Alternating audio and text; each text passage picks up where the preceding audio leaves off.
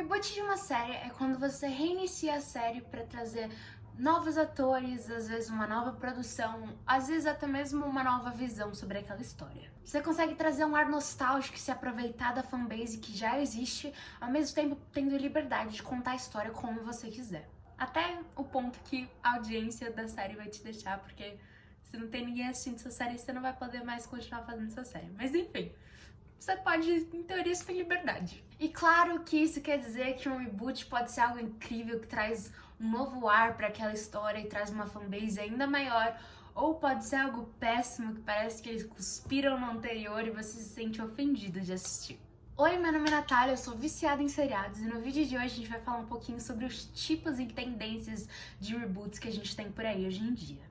Afinal, eles são terríveis e precisam acabar ou tem algo ali para se divertir assistindo? Disclaimer, por motivos didáticos, de certa forma, mais dinâmicos, e por eu ver desse jeito, eu separei os reboots em meio que 3 categorias, mas licença, não é meu TCC, não passei anos estudando, não passei meses estudando, isso é só minha visão sobre como alguém que gosta muito de seriado e assiste seriado desde pequenininha.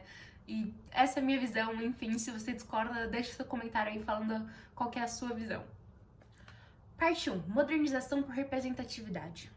Ok, o nome é meio óbvio, né? As histórias, elas têm características dentro delas por causa da época que elas foram feitas, seja propositalmente ou não. Isso é fato. E é claro que com a passagem do tempo, aquilo que a gente considera ofensivo ou não e os nossos valores foram mudando. Por isso, é muito comum que uma série sofra reboot para ser mais aceita pelo público atual ou mesmo para chamar mais a atenção de uma nova geração. E o primeiro exemplo disso que me vem na cabeça é One Day at a Time, que é meio que uma sitcom sobre uma família cubana vivendo nos Estados Unidos, e a gente tem coisas falando sobre saúde mental, a gente tem coisas falando sobre representatividade LGBT, coisas do tipo. Isso é claro no reboot. A série anterior era sobre uma família completamente branca e, obviamente, eu não assisti a série, mas se eu tivesse que chutar, eu diria que provavelmente não tinha nada do nível de representatividade que a gente tem na nova. E outro exemplo de série que só tinha gente branca, pelo menos eu fui checar no IMDb e eu não vi ninguém ali que não fosse branco, que nem eu, nível Folha de Papel,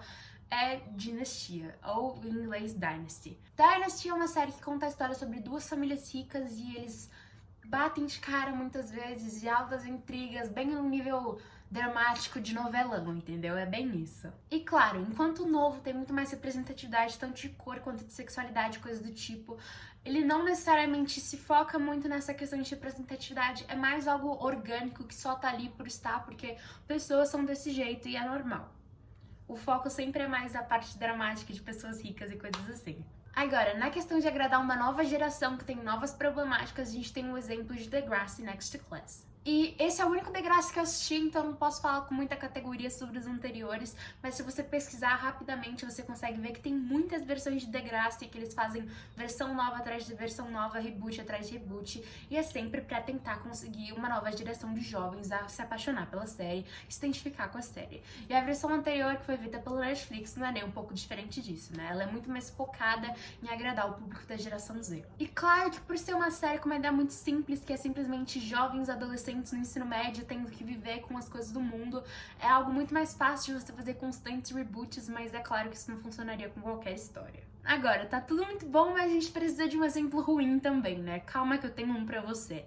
Heathers. Heathers, pelo meu entendimento, foi essa tentativa de você refazer a história do filme, só que agora em formato de seriado, e você tentar se conectar um pouco mais com a nova geração e trazendo características de hoje em dia.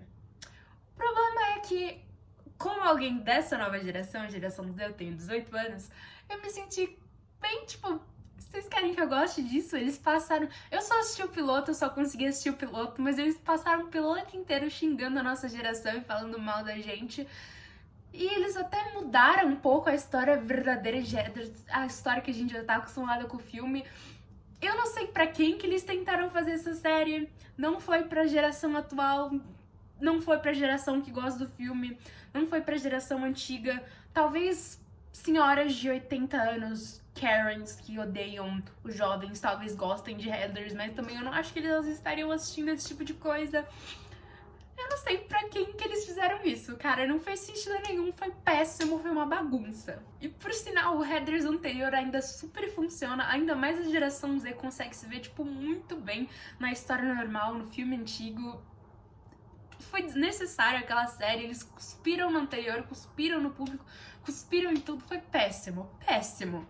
Agora, pro futuro dessa categoria, a gente tem aqui o exemplo de Gospel Girl, que no momento que eu tô gravando esse vídeo só tem um episódiozinho lançado, e apesar de eu ter alguns questionamentos sobre quem eles escolheram pra ser a Gospel Girl, a questão dos personagens em si, para mim, funcionou bem, entendeu? Os personagens são interessantes, tem muito mais representatividade do que a série anterior, com toda certeza, e parece que eles vão continuar nesse caminho de maior representatividade, o que eu acho legal. E é um tópico interessante, quem não gosta ver gente rica fazendo drama. É maravilhoso, entendeu? Gospel Girl funciona, mesmo com eles tendo feito uma escolha meio questionável sobre quem é a Gospel Girl agora no reboot. Então, claramente, como dá pra ver, já que a gente tem muitos mais exemplos positivos do que negativos, essa é uma categoria que pode funcionar sim se você souber fazer direito, não soar forçado. Parte 2. Algo novo, mas com o mesmo nome. Essa categoria é tecnicamente composta por reboots, mas é mais tipo, você pegou o nome e só o essencial, tipo, o mínimo do mínimo e bam, fez algo completamente novo. E tipo, essa categoria funciona porque as pessoas vão querer ver, muitas vezes elas vão atrás de querer falar mal por ser algo muito diferente do que elas estão acostumadas. Eles pegam o mínimo e correm com a história. E pode funcionar, às vezes eu tenho aqui um exemplo de uma que funcionou, pelo menos a minha visão, como pode também não funcionar. E é claro que é importante tocar no fato de que se você não era apegado à história anterior, ao jeito diferente que era anteriormente, é claro que você vai ser muito mais propício a gostar do jeito novo. Agora, um grande exemplo disso é Fate, do Winx Saga. É uma série da Netflix que, em teoria, é um reboot da saga Winx. Eles resolveram fazer essa nova jeito, assim, uma série live action.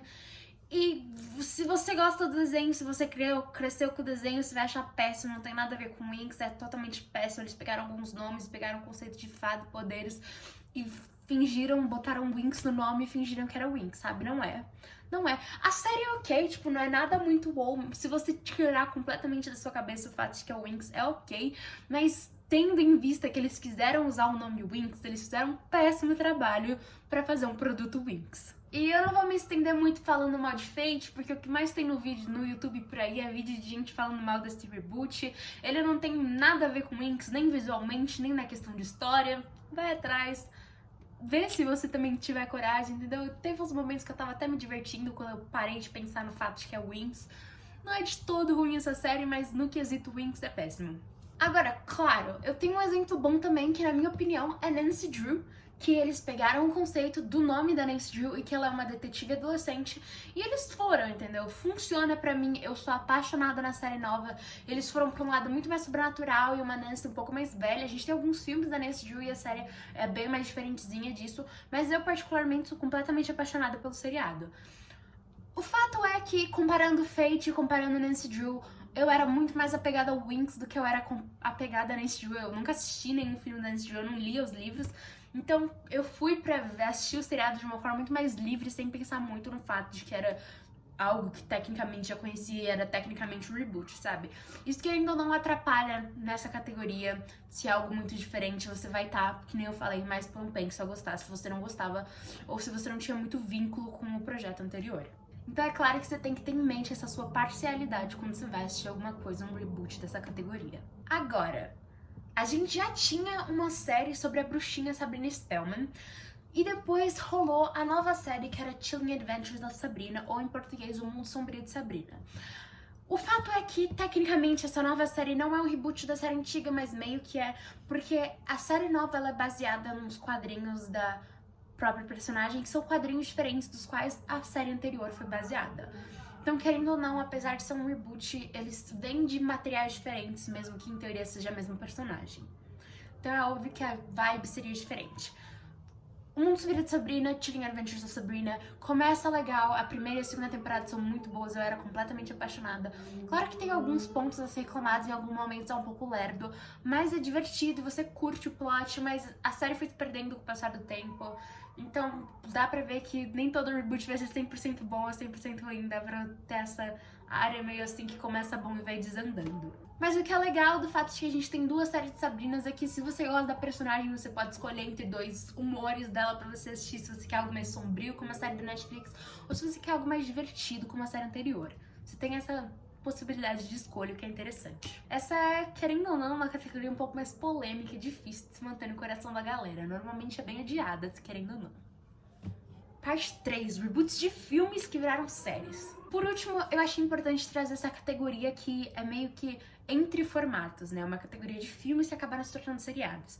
E a gente fala um pouquinho de headers numa outra categoria, mas é que eu vou falar de outros exemplos. E claro que quando um filme acaba sofrendo um reboot, virando um seriado, a gente tem muito mais verba do que nas outras categorias. A fanbase tende a ser um pouquinho maior, e então é claro que vai ter um investimento um pouco maior. E dois exemplos disso, a gente tem a Series of Unfortunate Events, ou em português de Desventuras em Séries, que a gente teve um filme com o Jim Carrey e eventualmente a gente acabou tendo um reboot fazendo essa série com a Netflix. A série com a Netflix teve muito mais sucesso do que o filme com o Jim Carrey. Eu particularmente não assisti o filme do Jim Carrey, eu não cheguei a completar a série, eu vi apenas acho que a primeira e parte da segunda temporada, mas claramente o investimento é muito maior, até porque é um produto Netflix, e eu ouvi pela crítica também, a série foi muito mais bem conceituada do que o filme em si.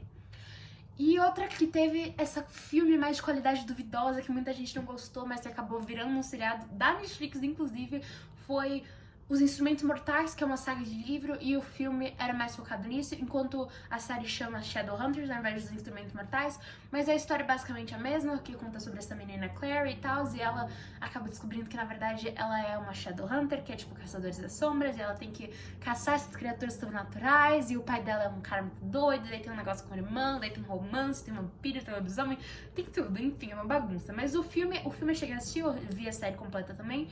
O filme é ok, nada demais. A série é um pouco mais divertida do que o filme, também tem mais representatividade, querendo ou não, isso com certeza. E é claro que tem mais representatividade porque eles tiveram mais tempo pra fazer essa representatividade. A história tá nos livros. É só que o filme, eles não chegaram a ter sequências, eles tiveram um filme só. E nossa, se tem algo por aí, são essas sagas mais teen sofrendo reboot de filme pra série. Inclusive no futuro a gente tem por aí vindo o grande reboot de Percy Jackson, que tem sido muito falado, porque todo fã de Percy Jackson fala sobre como aqueles filmes foram péssimos e foram super mal feitos. E eu já ouvi, inclusive, eu já vi vídeos de fãs falando sobre tudo que tem de errado dos filmes em comparação aos livros, como os livros são muito melhores. Então é claro que agora a gente senta e espera que a série funcione melhor. A gente tem a vantagem de que tá sendo feita pelo Disney Plus, e o Disney Plus tem soltado por aí séries muito boas, tipo The Mandalorian, todas as séries do MCU. Então a gente também tem o autor envolvido, então a gente espera que saia por aí algo bom e digno dessa saga. E inclusive, mais dois exemplos para essa categoria que a gente teria são Sherlock e também Scream.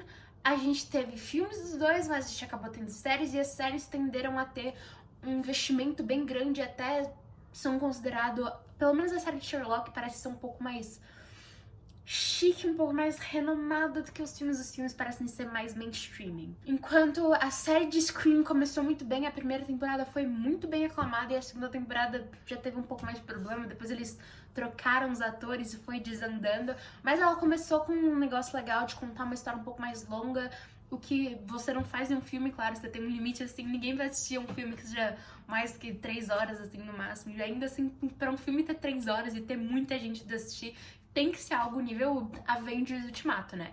Mas eles tiveram um sucesso também da hora nas séries, com certeza a fanbase do seriado de Sherlock é muito maior do que eu imagino que seja a fanbase especificamente dos filmes de Sherlock. Então, eles tiveram sucesso também nesse tipo de reboot. Obviamente, reboots são mega polêmicos nos corações dos fãs, mas o fato é de que eles não vão parar.